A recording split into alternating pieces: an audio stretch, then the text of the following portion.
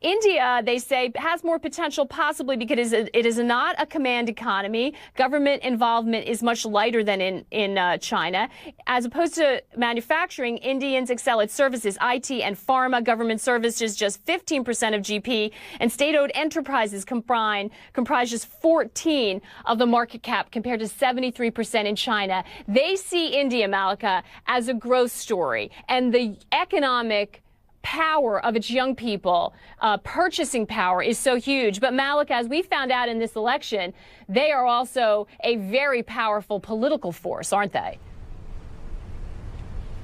Oh, absolutely. You touched on a really key point, which is India's youth. Now, the most important thing to remember here is just the sheer size of this group. India has the world's youngest population. 65% of India's population is under the age of 35. And remember, we are a country of more than 1 billion people. So the numbers are mind-boggling. And, you know, the youth has tremendous power, economic power, certainly political power. We saw so many people, first-time voters, come out and take part in this election this time. What's interesting, though, is, you know, it has been called India's demographic dividend, but if the youth is not managed properly going forward, it could become a burden, a demographic burden on India. And let me explain what I mean by that. At the moment, the youth is struggling a little bit. They're complaining that they don't have jobs. They go to school, they go to college. When they graduate, there aren't any jobs. And that's been a big complaint that they've had against the government, against the Congress government that's now, of course, on its way out.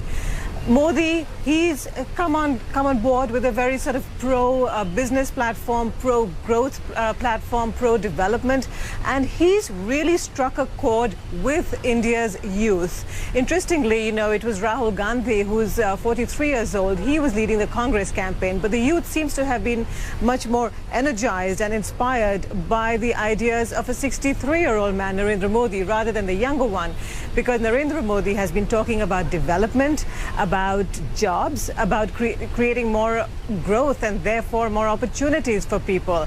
And India's youth, full of hope, full of aspiration, that's the man they've seemed to have decided to cast their vote for. Malika, anytime we see someone with a mandate, there are also very high expectations. Is there a feeling, what's the honeymoon period from these young people? You know, they want to move up. They want to establish their own life. They want to be able to